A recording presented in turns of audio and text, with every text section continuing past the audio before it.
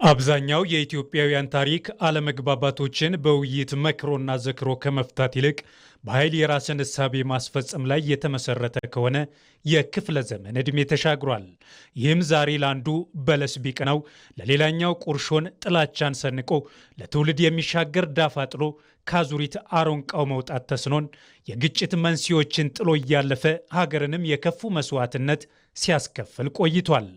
የዚህን ኋላ ቀር እሳቤ ምዕራፍ ዘግቶ ሰላም የሰፈነባት ዜጎቿም የሚግባቡባትና የበለጸገች ኢትዮጵያን ለመፍጠር ያለመው የኢትዮጵያ ምክክር ሸንጎ ያለፉ ሰነዶችን ዘግቶ አዲስ ምዕራፍ ለመክፈት 5ኛ ሳምንቱን አግባቢ ምክረ ሐሳቦችን አፍልቆ በስኬት ለማጠናቀቅ ጫፍ ላይ ደርሷል።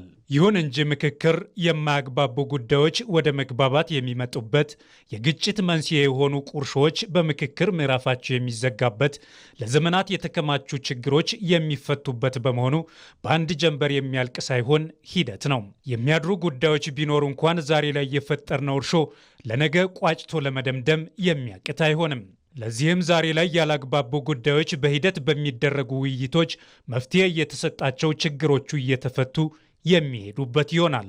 አጀንዳዎቻችን ወደፊት ማምጣታችን ለችግሮቻችን መፍትሄ ለመፈለግ ቅርብ መሆናችንን ነው የሚያሳየው እና ከዚህ የተነሳ የተሰበሰቡት ሁሉ ተነጋግረንባቸዋል።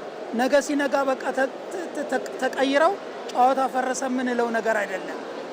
ቀን ይፈልጋሉ፣ አሰራር ይፈልጋሉ፣ ጊዜ ይፈልጋሉ፣ ማሰብም ይፈልጋሉ። ብዙ ጊዜ የምናስበው በአንድ ጊዜ ሁሉም ችግሮች ይቀረፋሉ ብለን እናስብ እንችል ይሆናል። ግን አይደለም። ካልቸር ነው የምናዳብረው። ከዚህ ቀደም የነበረን ካልቸር አለ። ውይይት ካልቸር ተጠቅመንበት ያለ ወይ አልተጠቀምንበትም። ለዚህም ነው ብዙ ጊዜ የግጭት መነሻ ሊሆኑ የሚችሉት ነገሮች ተቀምጠ ስለማትወያይ ነው፣ ስለማትነጋገር ነው። በአሸናፊነት ብቻ ለመውጣት እንጂ ሰጥቶ መቀበልን ስለማናቅም ጭምር ነው። እዚህ ላይ ማሰብ ያለብን እኔ የሚለው ሀሳብ አንስተን የኛ ወደሚለው ከመጣን የማንግባባበት ጉዳይ የለም። ስለዚህ እንደዚህ ተይዞ ወደ እኔነት መጥቶ የኛ ከእኔነት ወጥቶ የኛ ነው፣ ይህ ጉዳይ የኔ ነው፣ የኛ የሀገር የራሳችን ብሎ ሰው አምኖ ከተቀበለ የማይፈታ ጉዳይ የለምና በሂደት የሚፈታ ጉዳይ ይሆናል ብዬ አስባለሁ። ከዚህ ቀደም ኢትዮጵያውያን በአንድ ተቀምጠው ስለ ችግሮቻቸው መክረው መፍትሄ መስጠትን ያልሞከሩት አዲስ ጅማሯቸው ነው። ይኸውን እየተደረገ ያለው ምክክር ለነገ ትምህርት የሰጠ የሕግ ማዕቀፍ ኖሮትም እስከ ታችኛው የህብረተሰብ ክፍል ወርዶ ለሀገር ሰላም ግንባታ ከፍተኛ ሚና ይኖረዋል።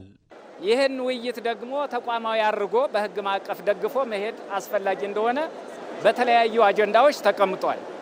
አሁን እኔ የተወያየሁበት የሰላም ግንባታ ነው። በሰላም ግንባታ ረገድ ተቋማዊ ለማድረግ አስፈላጊ ተቋማት፣ አደረጃጀቶች መፈጠር እንዳለባቸው እኛ አመላክተናል። ሀገራዊ ምክክር ኮሚሽን በኢትዮጵያ ላይ ለረጅም ዘመናት ቁርሾ የነበሩ ጉዳዮችን ልቅም ተደርጎ የሚፈታበት አንድ በአንድ እስከ ዛሬ የነበሩ ነገሮች ተነስተው ውይይት የተደረገበት ስለሆነ ስለዚህ ቀጣይ ምናልባት ይሄ ምክክር ባህል ሆኖ የሚቀጥልበት ሁኔታ ነው አሁን መታሰብ ያለበት።